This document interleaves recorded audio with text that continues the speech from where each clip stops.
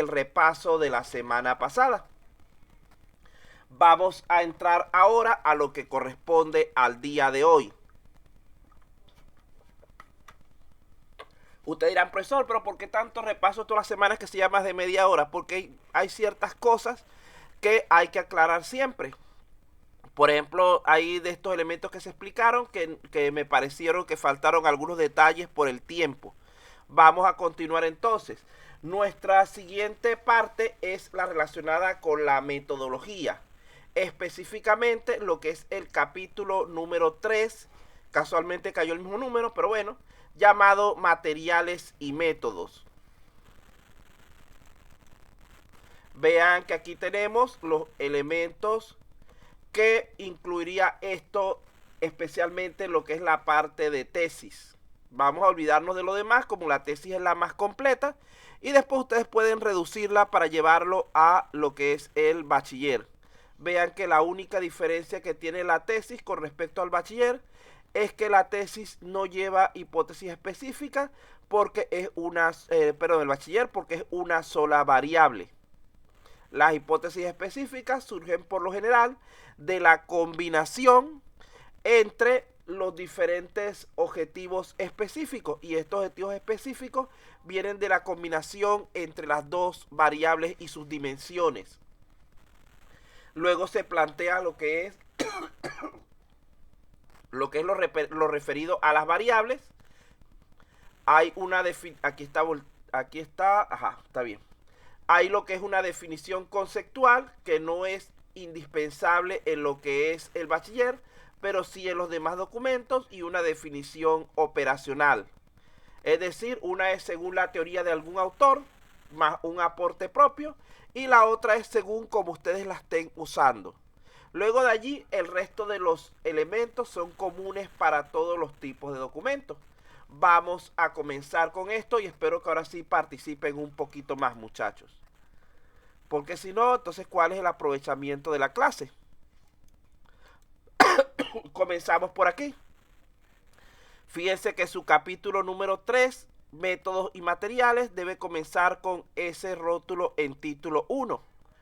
Luego de allí entramos a lo que es la hipótesis de la investigación, donde generamos primero nuestra hipótesis general, que se basa en el objetivo general, que es el centro de nuestro estudio, y se redacta como una afirmación, ya no como una pregunta. Luego de allí generamos las hipótesis específicas necesarias, y a final de cuentas tenemos todos nuestros elementos que vienen de lo que es los objetivos. Simplemente hay que redactarlos de nuevo adecuadamente. No cambia mucho, solamente el final. Son por lo general entre 3 y 5 hipótesis específicas, dependiendo de la cantidad de objetivos específicos que hayamos establecido al principio. Cuando hablamos de lo que es las variables de estudio, en primer lugar tenemos que hacer una definición conceptual para cada variable. Yo lo acostumbro a hacer. Hay autores que lo hacen de tesis, que colocan primero definición conceptual y colocan de la variable 1 y luego de la variable 2, y después definición operacional de la variable 1, de la variable 2. Yo prefiero separarlos por variable, porque esto hace que sea más comprensible lo que ustedes están expresando. Vean, por ejemplo, supongamos que vamos a hacer la definición de nuestra variable número 1.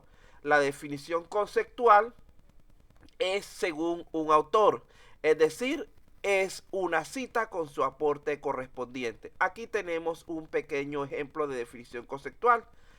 Dice, según el autor tal, usan sus citas ya generadas por el Word, la variable tal, por ejemplo, la calidad de atención puede definirse conceptualmente como, y ahí colocan lo que dice ese autor, y colocan su número de página, muy importante para que el metodólogo no les diga nada. Luego colocan algo así como, es decir, donde viene luego su aporte personal. La variable la calidad de atención es y definen lo que es para ustedes o lo que entendieron del concepto que tienen arriba del autor. Vean que ya ese concepto viene de la parte de marco teórico, está reflejado. Simplemente aquí lo que están haciendo es condensándolo, resumiéndolo. Luego de allí tenemos lo que es la definición operacional. Ay, se me atoró un grano de arroz de la comida.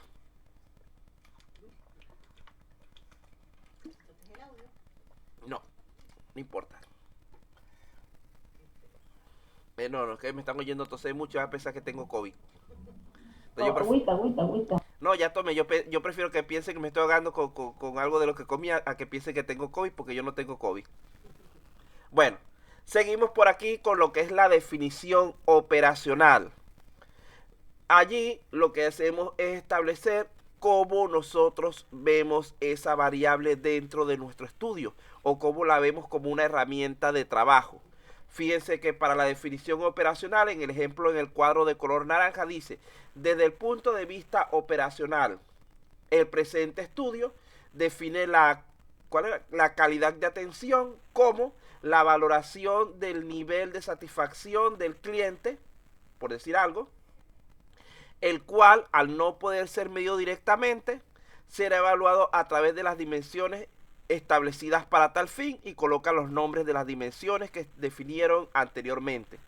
Vean que esta redacción, generalmente en ambos casos, las partes en colores se mantienen prácticamente igual, simplemente sustituyendo por el nombre del elemento que ustedes están estudiando.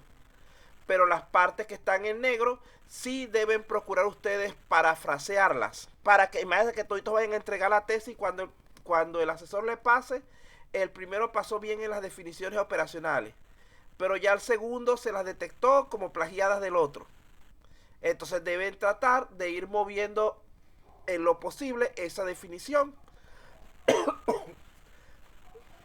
Uno puede comenzar por lo menos diciendo, operacionalmente, la calidad de atención es definida dentro de este estudio como el nivel de aceptación del cliente respecto a los servicios prestados por la organización. Y terminan con una frase similar también que la vuelven a redactar, el cual es evaluado a través de sus dimensiones, ya que no puede ser medido directamente. Vean que dije lo mismo, pero cambié un poco lo que es el orden de la construcción y con eso también me evito bastante lo que es el plagio.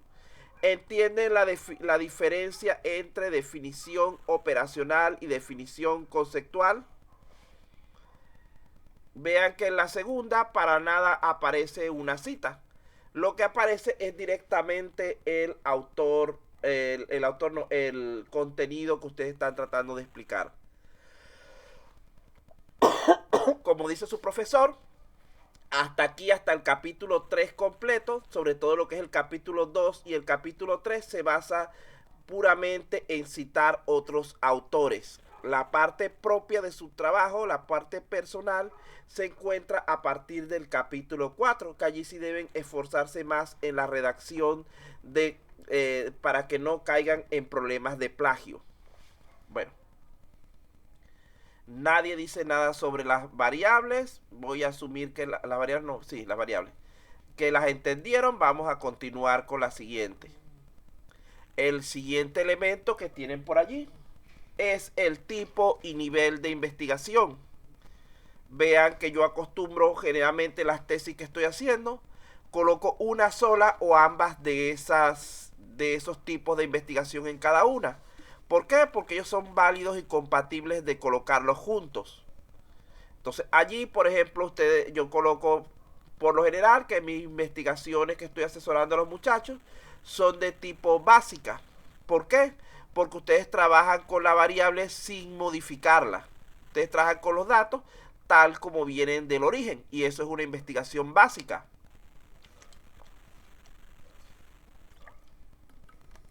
También digo que la investigación es de tipo documental, ya que nos fundamentamos en diversas fuentes válidas de información existente. Vean que no me gusta separar esos dos elementos, decir que es una u otra, porque me parece que sería algo incompleto.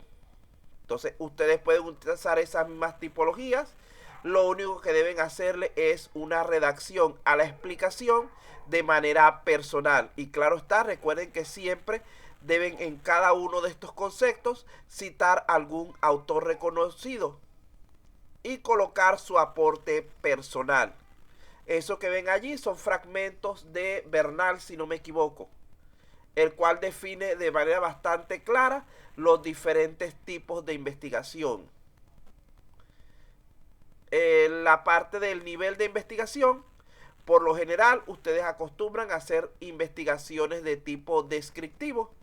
¿Por qué? Porque lo que se pretende es que ustedes expliquen o que ustedes enumeren los detalles, ¿cómo se dice? Los detalles particulares de un grupo de variables analizadas.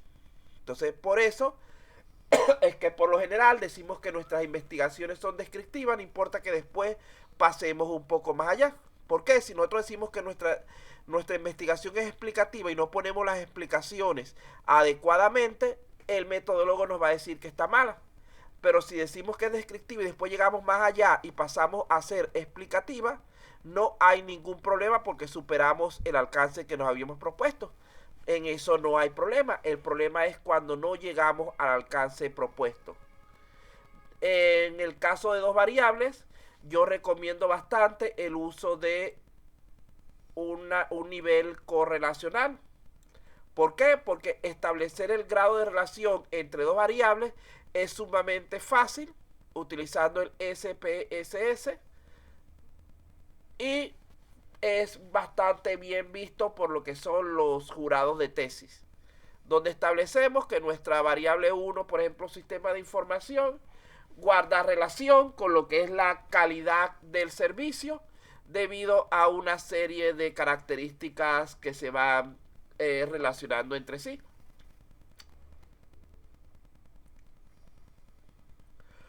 Entonces por eso yo generalmente uso esa otra tipología. Esta sí la pueden omitir si quieren. Ustedes pueden decir que por ejemplo es un poco más básica, que es basada solamente en porcentaje y cuestiones. Eso es válido sobre todo cuando es una sola variable, pero cuando son dos variables hay que relacionarlas de alguna manera. Y la forma más eficiente es a través de una correlación de Spearman. ¿Por qué utilizamos Spearman y no Pearson? Pearson es cuando las variables de estudio son continuas. Pero nosotros en nuestra encuesta no usamos evaluaciones continuas. Usamos, por lo general o siempre, usamos evaluaciones de tipo discreta. Es decir, contesta con un valor del 1 al 5, pero no vale decimales. Solamente vale números enteros. Si usáramos valores de tipo decimal, cualquier valor que la persona quisiera colocar, se complicaría nuestro análisis. Y por eso utilizamos correlaciones tipo Spearman. Una consultita, profe. Ah, eso es lo que quería. Una consulta. Usted se indica o recomienda la correlacional. Imagino que correlacional es más que todo en qué aspecto influye una de la otra, ¿no? Sí, cómo está relacionada una con la otra. Que si el mejorar una mejora la otra o la empeora o qué es lo que hace una con la otra. Ya. Eso es Ya. solamente cuando son, o sea, eso es a partir de dos variables. Con una sola variable no puede ser correlacional. Claro. Ya. Con una sola variable puede ser promedios, puede ser porcentajes. Ahí lo único que estás evaluando con una sola variable es nivel.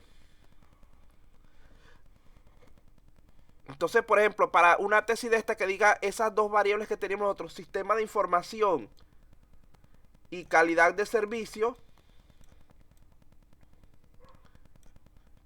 en caso de convertirla en de una sola variable, yo tomara calidad de servicio. Y cuando fuera a hacer mi análisis, analizara porcentualmente o por promedio o no, y por promedios, por promedio y por porcentaje, cómo es la calidad de servicio en la empresa a la fecha. Para así tener la base para cuando haga mi tesis, meter este contenido sobre la calidad de servicio de la empresa y unificarlo con lo que es la parte de sistemas de información. Y ya con eso pudiera hacer mi estudio correlacional. Repito, el estudio correlacional con el SPS es facilito. Hecho a mano sí es un poquito engorroso porque hay que estar haciendo muchos cálculos. Pero el SPS lo hace automáticamente. Ya de eso vamos a hacer una pequeña demostración en la próxima clase. Continuamos entonces. Si no hay otra pregunta por aquí. Vean que estos son por lo menos los tipos y niveles de investigación que yo les recomiendo. Hay otros, pueden revisar lo que es la literatura, pero estos son los más sencillos y los más compatibles con el trabajo que ustedes pueden hacer aquí con la universidad. Ingeniero, una consulta. Ajá. Y en este caso, para el desarrollo del trabajo de investigación, ¿qué tipo utilizaríamos? Porque Mira, para el trabajo de investigación en sí, tú dices que es solamente básico. Ah, correcto. Y para el nivel dices que es descriptivo. Cuando lo amplíes para la tesis, le puedes meter los otros dos. Correcto, correcto. Entonces eso es, yo le estoy explicando así completo como para que lo utilicen para su tesis. Porque es mejor que yo les dé información extra y después la utilice a que yo no se las diga y después la necesiten. ¿Cómo es? Es mejor tenerlo y no necesitarlo que necesitarlo y no tenerlo. Entonces, vean que en todo esto de la metodología tenemos un par de autores que ya les recomendé la vez pasada. Esos son los autores que deberían tener como mínimo en su bibliografía que están construyendo. ¿Por qué? Casi todos los conceptos referidos a metodología de la investigación son cubiertos por esas dos personas. Entonces, hay unos, por ejemplo, a mí particularmente me gusta más la forma de plantear los conceptos de lo que es César Bernal. Pero a muchos de los que tienen que ver con la parte de ingeniería le gusta más cómo los plantea lo que es Hernández Sampieri. Pero generalmente yo lo que hago es para evitarme el problema es que yo utilizo ambos autores en la tesis. Yo los voy combinando, uso un concepto en cierto momento de uno y un concepto del otro que a veces son inclusive hasta iguales. Entonces ustedes en su bibliografía se supone que ya los añadieron anteriormente porque ya esta es la tercera vez que se lo digo. Vamos 3 clases y las 3 clases se lo he dicho. Ya en su bibliografía deberían tener al menos estos 3 elementos. Espero que ya los tengan. Que son Bernal, metodología, Hernández, metodología y el diccionario para lo que es aclarar sus términos. Vean que yo les estoy dando bibliografía actualizada porque aquí está el Bernal 2016, que es válido para tesis. La versión anterior de esta es la 2010, que ya está a punto de morir. Esta es difícil conseguirla por internet. Lo más fácil de conseguirla es a través de libros en físico. Pero como ustedes realmente no necesitan tener el libro, sino solamente fragmentos de la información, ustedes pueden ir, digamos que en este caso se los recomiendo como cuestión entre nosotros, colocando los mismos conceptos de la tercera edición, son válidos en su mayoría para la cuarta. Usan conceptos de la tercera hasta donde puedan, pero diciendo que corresponden a la cuarta edición de ese autor. Y con eso ya solucionan un poco su bibliografía, que a veces es limitada a la bibliografía reciente. Este es Hernández Sampieri, aquí están los datos. Y aquí tenemos el diccionario de la lengua española en su última edición 2019, la cual se consigue de manera online. Esos 3 ya deberían estar presentes en su bibliografía. Por lo general la bibliografía tiene en una tesis unos 20 o más autores. Recordándole que los libros no más de 10 años y las tesis no más de 5 años. Vean que nada más en los antecedentes ya ustedes añaden 10 autores a su tesis, porque son 5 antecedentes nacionales y 5 internacionales.